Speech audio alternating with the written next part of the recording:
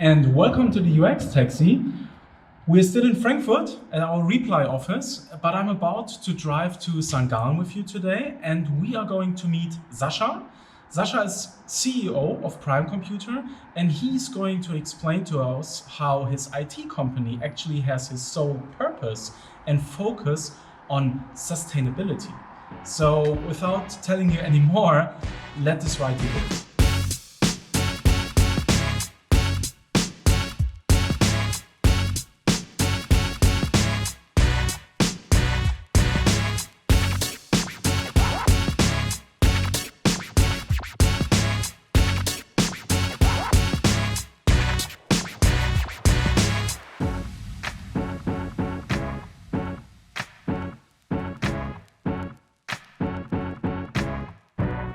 Welcome to the UX.TAXI.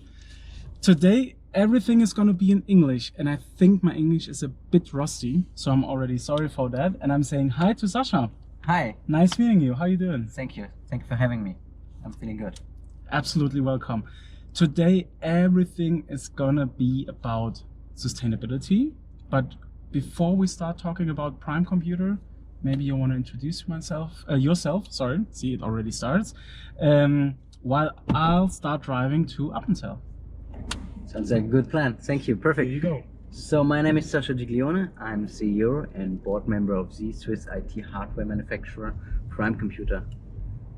We help companies to advance their digitalization and environmental goals whilst reducing the lifetime cost of ownership. And we do that with our smartly designed products.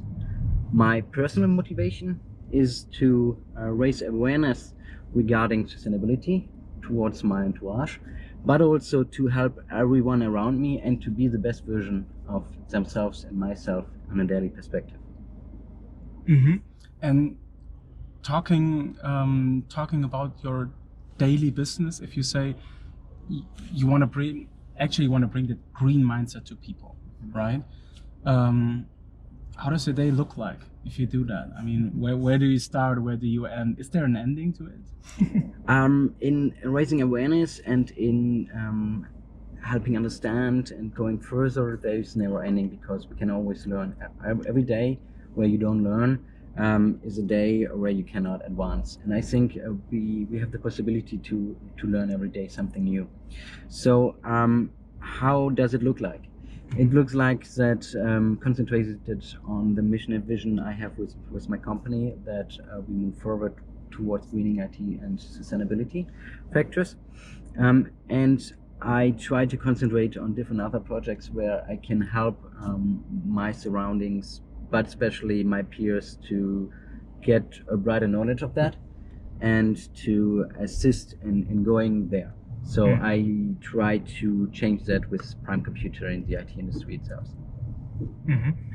And where exactly are you going now with Prime Computer? So what's your mission with that in detail? And Yes, okay, it's a good question. So we strongly believe at Prime Computer that sustainability is not just a term that suddenly arises or it's now a trend topic. Mm-hmm. If you look a little bit behind that, I mean, on the whole topic of climate change, it is actually not something that, by the words of Trump, that the Chinese have invented in order to promote those aspects. No, in the last 5 years, you can see that the rise of the temperature, and in general, the temperature has been the highest since the recordings in 1880, since the first recordings. And so by year, every year gets a little bit worse in that term, and all over the world. So another factor is that in 2018, 660 billion of cost in climate nature catastrophic events occurred. So it is indeed a capital aspect, but also an aspect to, as you call it, to save a little bit the planet, and to do and repeat not what we have done, but to go further. We have a vision at Prime Computer where energy efficiency and durability are the main focus. And out of conviction for nature and for people, that IT hardware is indeed produced and used sustainably, and hopefully through a circular economy. And that's the signal word, circular economy. And that's where I want to go behind and what we do at Prime Computer. So we, as I mentioned earlier, at Prime Computer, we help companies to achieve those goals with also smartly designed products. So we have mini computers, we have servers, and we now have an IoT device on the market, which allows us and the companies to go there. Those products are in a small form factor than comparable products. They are made of aluminium, one whole block aluminium, which is then analyzed, which allows, compared to other products, to reduce about 70 to 80% of energy.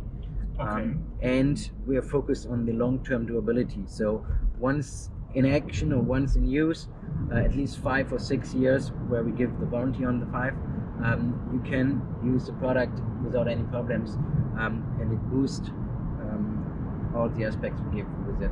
And then we as a company, we position ourselves pretty sustainable, that for instance, our cars are only used with an electric vehicle or with hybrid, or there are different factors where we try to put that in the mind. So with Prime Computer, since I've been there in 2018 November, I took over in January 2019 as a CEO and board member. We rapidly grew to above 20 people now in just a little bit more of a year. Wow, okay. And opened up a second international office in Munich now, next to Dubai. And our goal is in 18 months to roll out in 21 countries. We started this year in Q2, and concentrating now on the DACH area, UK area, and the GCC, so the Gulf Cooperation area, for instance, currently. I think this kind of awareness and success is because how we position ourselves as the purpose brand behind sustainability in terms of IT solutions. And more companies see that there is a need, that governments go beyond that and want to support that as well. You already said purpose. If we're talking about the purpose brand in the IT sector, right? God, can bring some more light in here. Sure. If you're saying you're like or you want to be, or you are already the purpose brand in the IT sector, is there any like big, how would I say that, competition anywhere? Are there other companies that are doing something like that as well? Because I really never heard of it. When I saw that you were in this sector, I wanted to have this interview, but even until now, I didn't find any competition with this. When everything I'm looking for in the IT sector, it's about boosting power, being faster, all this kind of stuff, but nobody is bringing that message. Yes, I would say yes. Obviously, we didn't create a new wheel of the industry. Yes. When I mean purpose brand, no, we are not. It's like if you think of high quality products in terms of cleaning, you think of Dyson, or if you think of tissues, you think of Tempo. So this is a purpose brand for something that you create. And I want to be there with Prime Computer in this sustainability IT solutions, probably with a cover of different other solutions coming along the way, or companies joining the mission. And yeah, the main focus we have in there, and from terms of business model, if you look on all the big companies, their focus is on selling the most possible. So having a company saying, in order to limit the sales cycle in 5 years, to do 2 sales cycles because you can sell double. It's not about that. It's about the whole bigger picture we can do. So this is why we support and we want our customers and the companies and the governance to use at least 5 years, where we commit our warranty also on that on top, because they can reduce CO2 emissions. but also because we have damn good products. They're looking good and they're absolutely reliable. And the annual failure rate is way above 1%. So this also boosts in terms of cost. On the long term, the total cost of ownership reduces. Yes. Indeed. And I think that, I mean, you see it in the current world phase where we are right now, that a lot of things change in so limited time.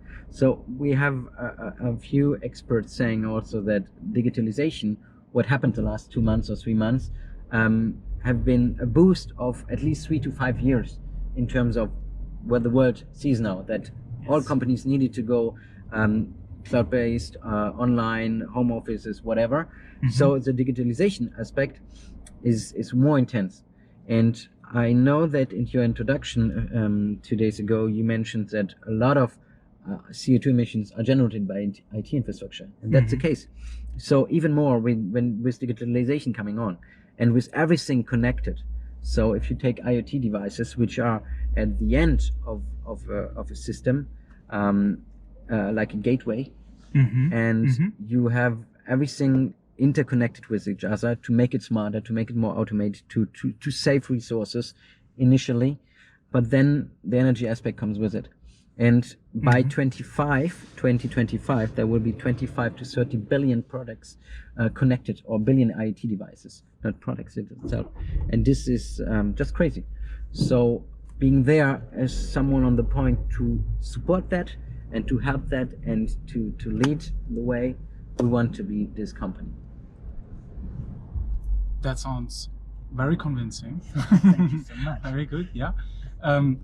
And now I'm going to write on that purpose word even more, especially if you look into recruiting, because when I went into your office and we already talked about a bit about Prime Computer and I saw your missions, you are a people-centric company. So you are probably looking for people with the same mindset, can I say that? Or how does your recruiting process in general look like if you have a company with such a huge mission? Do like every single employee of you has to share that same like mindset, or where are you going with this? This is quite interesting. Thank you for asking that. And I like to directly answer that by saying yes, we are people-centric. It is indeed something we really focus on, because in my opinion, the people are the company. Even you have a mission, a vision, you have product, services, it's always the people behind there. So in my opinion, forming a culture, having a culture which you cannot push onto people, a culture is something that evaluates and develops itself. You can only give parameters and say this is how, and you can look in the process of employing people that they share or are part of that and share the same values. It's about that. Having the same mindset in all of the employees, this is something that's really difficult and not possible, but sharing the same values. And every big company has values, put them on the wall, and we are that, and then people need to be like that, and then say, yeah, we are, but they don't really incorporate that. Yeah. And this is something we really take care in the process of hiring people by checking the emotional intelligence and asking behind those values. We internally use every month we have a month for one of those values, and we discuss it. We have Nadine is responsible for people and culture, and in that mission she always works on our values. And at the end of the month we have a core action values in core. We have core action plans for our values, right there. Okay. Where we say this is what we do, this is what we can do further. Like one of our values is team spirit, and there every month we have a team apéro, we call that in Switzerland, and it is organized by 2 different people in the company under a different theme. So where nobody's allowed to talk about business, we just try to in the office to hang out and talk about different stuff. This gives a little bit the team membership in that aspect. So we take care in the hiring process. It is something. It is upon one of the highest things I try to act on, is being also a good leader, taking the right people in the process with me. And if someone isn't anymore in the process, we try to put them in the company in a different place to see if that doesn't matter. This is too important than just to focus on someone who is making great numbers but doesn't fit in the company. Because I think this is the major part, is the people. Talking about leadership, is there what's your style? What's my style? What's your style in leadership? There are different aspects of that. What is that depending on your team right now? I mean, no, yes, both. I think that in terms of my learnings that I got over the years, I don't have one specific word for my leadership style. I can give you some examples how I lead and how I see things, because I don't want to put that in phrases or in parentheses where you don't really can decide what it is. So I think that I work for the people, and my employees don't work for me. So what I'm trying to do on a daily basis is going towards my teams and trying to figure out where I can help them. I try to interconnect if possible, however, on a daily basis, if face to face or by Teams or by communication, on where they are and what I can support them with, either with any tools or any exchange, or if they don't need, they don't need. So because at the end they have one goal to reach, and the personal goal, and this should be at the end a combination of all the company goals, where to go at. So that's one thing. The other thing is I try to empower the people. This means giving as much as opportunities to do everything and decide more of the things by themselves, and to learn from it, because I think a learning culture is indeed important as well, and you can only fail and learn from it when you can do it, right? So giving the opportunity to correct, to fail, to learn, in order to get better in that. And this is not by taking it out of the hand when you think this is not going the right direction. Obviously, if important topics arise, I can give my input, but I'm always saying it's your decision. If you want my value and my input, I can give it to you. On a strategy level, obviously there's a board which decides the strings, and then I try to communicate to the team, and then we all together come to the right conclusion. So in terms of leadership, I try to give space, I try to support, but I also want some sort of straight loyalty towards the goals, because this is defined where we want to go, how they get there, and how they learn. This is another aspect, but we have a certain strategy, and we want to get results, so it needs to be up on them. We check regularly if they go there. It's not a controlling, but it is yeah, look, we agreed on that. Are we going there? If not, or is your team going there? If not, let's not wait 5 months that it's over, but we have the possibility to adjust, and that's what I think is something important as well.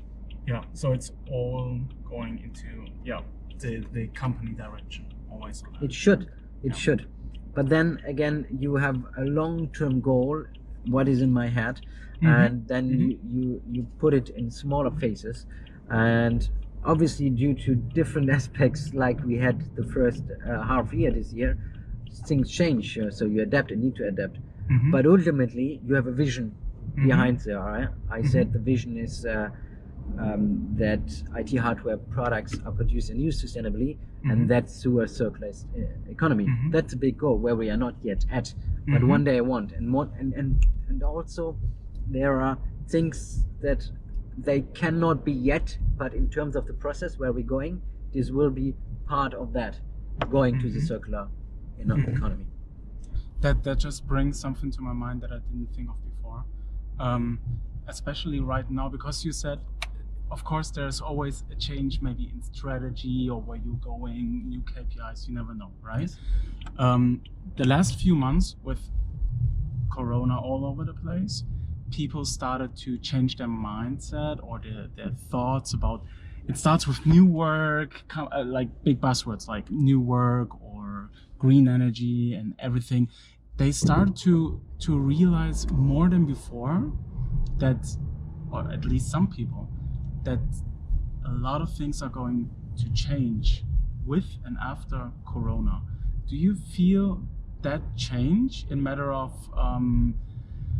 I don't know, how many companies you reach or how people talk to you about this topic? Is there any change with that? All over the internet you find different memes of what's happening currently, but also Yes. different things. I think we got that earlier, that you have this sort of picture caricature that you have a small wave, which is COVID, the bigger wave is recession, and then the biggest wave is climate change, right? And this is indeed happening. If you think this has been the first time since really, really long, not even the world wars, but COVID, what COVID actually did is gave us all humanity the vision that something is, that all are connected, interconnected, every nation, even more than due to world wars, that countries are connected and have same problems, if you like to say. Yeah. So seeing that, I think, gave a lot of people also the vision that climate change is an even bigger problem, even more money is going to be spent, and it harms not just temporarily, but all our future generations. I mean, you have a child, we both have children, and thinking about that, what we want to leave, and it is something that has been done by mankind, right? And I think we changing that to as fast as we can is a must. So the topic is always been there, or since 10 years, 15 years, but it's getting hotter and hotter, because literally hotter. Yes, indeed, man. Indeed. Oh, this is good analogy.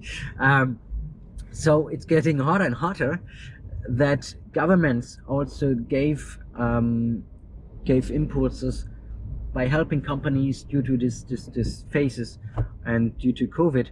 But under those points, you can use it, you get X million euros, or those industries, but they need to use it in a sustainable way, also for the future, right? In the car industry, France got a huge amount of double-digit millions to survive this, but they need to use it in electric vehicle production or in something like that. And there are different terms also from not just from government, but corporates. I have a huge example. It's called, it's from the beginning of the year. There is a company called BlackRock. BlackRock is the biggest asset company in the world, have around 7.3 trillion in assets, dollars in assets. And the CEO and chairman at the beginning of the year, before actually COVID in this dimension happened, in publicly, said that this year it is also a capitalist topic, that everything needs to be adapted, reanalyzed and changed, that companies need to invest in that and do something, not just due to the global problem, also the future, but also in terms of what money will bring and make, because the new generations come, there are more and more millennials being in leadership positions, in politics, in companies, and more, and those people think of, like you and me, thinking of, yeah, damn, we need to do something, because we cannot wait for that. Yeah. And I think this is happening on a big scale. So if you then have huge corporations that have 2025 goals in CO2 emission reducing, and looking, okay, on which sector I can do something. So there is in my own supply chain, there is in IT, there is in thinking of traveling less, doing more digital conferences, which will be happening even more also in future. So seeing digitalization, seeing the whole climate aspect, there is no before COVID. There will never be before that, because the mind adapting faster and faster, and we need to do things and now rather than later. Yeah, looking at the new generation, I had this in a talk before, I think it was last year. I went to the online marketing rockstar festival in Hamburg, and you could already see that the mindset of those young people that are now getting into those positions has tremendously changed from consume and buy stuff to actually having a purpose or value and trying to achieve that. Yes. Even if it's an enormously long run to get to. I mean, if we're talking about sustainability in every single industry or wherever we want to go, it is a long run. Yes. And it is, you have to convince so many people, as you said before. But being on that marathon, where do you get your motivation on the way? Because, I mean, you know that feeling, right? When you start a company, when you have a vision, when you feel very convinced about reaching that goal, sometimes you have to take those 1,000 baby steps to get there. And of course, it's slower than you actually think in the beginning. Where does your motivation come from to keep up the marathon to the end? So one, obviously taken before us, is a big vision, big goal, that there's something greater that needs to be assisted with. And I think I can give great value in representation, in advancing in ideology. Mm-hmm. But there are further smaller things. So one thing I really like what you said, and this is what I preach always, is continuity.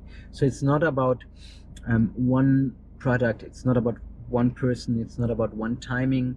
It's about a lot of different small things you do on a regular basis all along the way, with then maybe the product launch or the marketing aspect that comes along the way. But a continuity of a lot of different things, that makes you a great thing, right? Mm-hmm. It's, look, for instance, you your partner is didn't fall in love with you on one particular day, right? So it's about all the work you put behind. It is work, but it's not one flower bouquet you offer to her, not one part of chocolate. It's going to the fridge and coming back and bringing her something to drink, right? It's telling her you love her before you go to bed. It's all those little aspects that make it one great. It's a process. Yes. And this is what I mean. It is also creating a brand. It's a huge process along the way. Yes. And every bad thing that happens to you, reflect more intensively as the better parts, but the better parts in a continuity gives you a story. And so this is one part, the continuity of a lot of things where I see that small amounts of success are coming through. But then again, a motivation I have is something I put into myself long ago, is having a small routine, a daily routine. Okay. Every morning, doing some yoga exercises, showering fresh, not touching my phone for the first hour of the day. It's about how you wake, how you start your day, how you think of things. It's I must say, I used to do it more often, but it's doing regular meditation, it's stuff like that, because at the end you need to take care of yourself in order to go beyond. And it's so things that keep me motivated, because I have something to hold on as well. But then again, it's being able to have so great conversations with you, with along the way, with amazing human beings. I had the opportunity to connect this year and exchange for oftenly with the same mindset, and this gives me hope. This gives me an amazing feeling of saying, hey, I'm on the right path, and that I can not just achieve something for myself, but it's more about that I think the bigger thing I can really go through. This really motivates. Yeah, I can imagine. Talking about the bigger picture with that, and actually getting this onto global scale, we didn't go in detail yet, but you mentioned before this talk about that you especially are part of the ARC 2030 program. You want to get in detail with this? ARC actually aims to restore and reverse global warmings by restoring 500 million hectare of ecosystem all over the planet, actually on 5 different continents, which has originally been destroyed by mankind. So if you look back, around 20 million hectares every year are still is still destroyed by any factor of humankind, right? And restoring that takes a huge amount of capital, work, mission, etc. And what we try to do is it's a UN Decade Ecosystem Program, and a huge number of collaborations, companies, but amazing people are actually involved in that. And it's not an NGO, it's a mission. And we have an environmental program behind that. We achieve to give the zero net pledge. So when companies want to have a total sustainable product, they can get involved in that. Okay. We are embracing the circular economy on a big scale. We are removing plastics from the ocean. We are building sustainability from the core in the heart of the companies. And that's where we want to also really put on. And having a platform of some sort of reward points which you get back. I cannot go to the detail here. Okay. But I am trying to represent a little bit Switzerland and beyond that, and adapting some ambassador of Switzerland and going into deep here in integrated circular economy in the IT sector and the sustainability factor, and that hopefully on a bigger, larger scale. Okay. And there will be more things to come. I know that Stephen Fern, the chairman of ARC 2030, is going to announce hugely a lot of different aspects at the UN in September. It's a huge announcement where a lot of different things are going to be communicated, and I'm really glad I can be part of this huge mission and helping. It's not about raising awareness, it's really of getting into that. So there's a huge plan for the next 10 years, what is done, how transparent it is, each step along the way, because this will cost billions of dollars, obviously integrating that, but there are so many people and companies involved that we really going to get there. And I think this is going to be something sensational, which will challenge on a global scale, helping the mission on the same level as governments or the UN or something like that. Okay, so every company involved is actually participating in recreating, and that's 10 years from now, if I got that right, 500 million hectare of our ecosystem. Yes, not just companies. Actually, it is not that. The companies will give a possibility. So let's say a huge consumer good company, maybe number 1 in the world, Unilever or someone else, is implementing those in every product they produce, like in every shampoo product. This is working, for instance, with ARC 2030 and their points. So actually, the people buying those products are supporting those cases. So it's not the companies itself. They're giving an additional boost and platform, but it's going to be the global population, which has the opportunity to support and to help all that. And this is going to be so huge and sensational that companies will have those platforms, but also there's a huge mission, and those points can be reintroduced and used. And it is really interesting. Which is bringing us back to what you said in the beginning, that you want to have that economy, actually, that this is the big goal to be going, right? Yes, it is.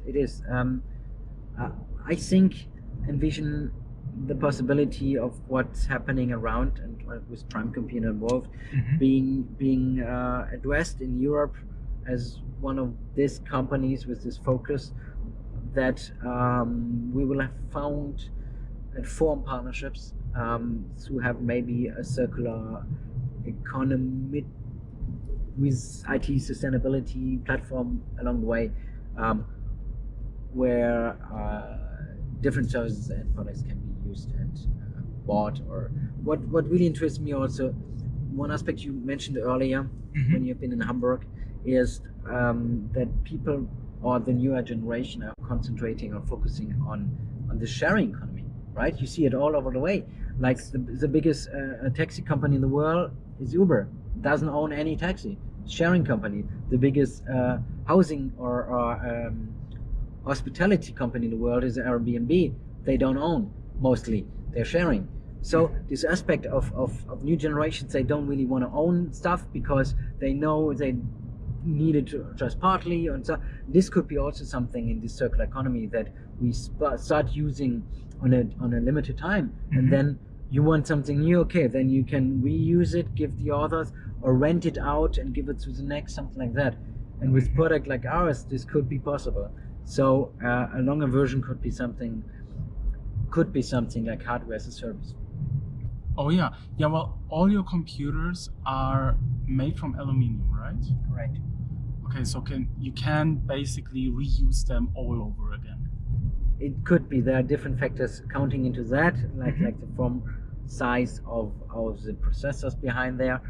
But this is what I meant. These are steps. We're going further and further, and along the research and development process and designing new products and new materials, there would be opportunities that can push us even more towards our big goal. That sounds super promising. Yeah, I hope there are different aspects coming to that. But thank you. Yeah. I think that we are on the right path. Yes. Wow. So let's circle back to Prime Computer. Sure. What are going to be your next big steps on the journey? Because the journey is going to be long. We know that already. But you are going to bring your 5th computer to the market already, right? Is it the 5th or 4th? It is. So the history of Prime Computer launched in 2013. There, the first product. Yes. So 1, 2, 3, 4. It's going to be the 5th indeed. Yes, the 5th Mini-PC form factor. We're hopefully going to launch it in Q4. This is a little bit depending on Intel. Okay. But we just have launched our Prime Mini IoT device, and this is, as I mentioned, a gateway, also from aluminium, one block.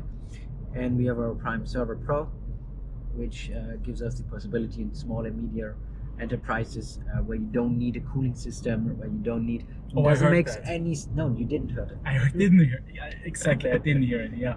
You don't need any cooling system. You don't need any spare room. You can put it just on a desk, and you have up to 12 core, 128 gig.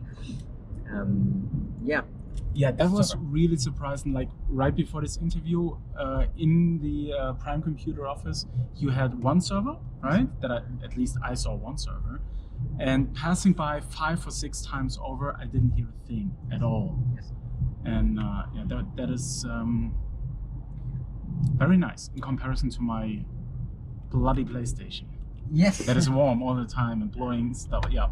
And you must imagine what in general servers, or I imagine your PlayStation, giving up on energy on ventilating it. Exactly. Not just the factor of being completely loudless, but also that you don't have the energy cost, you don't have the room, spare room, you don't have, so there's a lot of different factors that can. Yes, so this is where you actually save a lot of energy with, that you do not have to cool anything. Exactly, yes, that as well, indeed. And then obviously also we try to give we have the same warranty on that, and long-term relationship, and durability on the products and reliability. Yes, indeed. All right. So, driving my BMW, how does that feel like? I mean, this is not sustainable at all, is it? I mean, riding on a diesel and that mission of yours. Are you actually still having diesel or cars like that, or are you going to electric and other mobility solutions?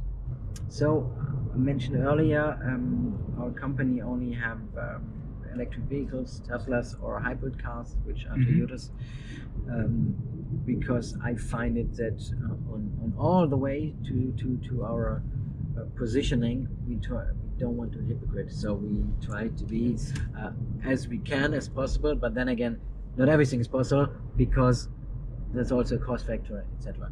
what we always do also when we fly, which has diminished the last time from us, but when we work with myclimate.org and we finance a program where we can re-emission our kilometers, so we fly without adding to that big picture. Okay. But how I feel, look, in general, I'm not a big fan of BMW. I used to drive a lot of different cars, combustion engine cars, but you see it. It goes crazy on what's happening currently in the world with the Tesla stock, right? So sure, it's a little bit bubbly, but the future in car mobility is into electric vehicles. I think on a long term, it's going to be more and more hydrogen, but for masses, the next 15 years is going to be this. Mm-hmm. You also hear and can listen to the market, to all the big car makers. At 2030, they will not produce any combustion engine anymore, and a whole new product this year, next year, of different car makers are on the market and coming to the market. Mm-hmm. With Tesla, because of their centricity on being also a tech company, gives them a huge boost in front. Yes. I am not feeling greatly when I'm in this car, because I think you can do better. Maybe this is a little point towards management, that you can invest in an electric vehicle, so we can do a part 2. But I think that's a process all over the world. We couldn't also finance, we couldn't do this much electricity to support a global electricity vehicle market currently. And there are a lot of process into that. I think we can go a little bit faster, but the first steps are here. And this year, every month you see more electric vehicles are registered than every before. Yes, exactly. So So I need a new car. That's actually what he's trying to say. If acceptable, yeah. Well, I think this is me trying to convince people as well now. Okay. So yes, but we're almost here, arriving in Appenzell, and now all in all, I have to say, from your car park to your employees to your mission, everything seems green. I really like that. You're very committed to that. And I really hope that your journey is going to continue the way it started, with a very positive hype for you. Thank you. Thank you indeed. Definitely. And yeah, with this, arriving here, this drive is over, but the journey continues as always. And I'm very happy that you were here. And yeah, I'm looking into your company in the future again, and maybe our next interview is gonna be with the Tesla. Let's see. Thank you so or much any other solution. All right. Yes, indeed. I take an i8 as well. Okay. I don't. Thank you so much for having me. It was a great pleasure, and I hope to do it next time. Definitely. All right. Thanks. See you very much.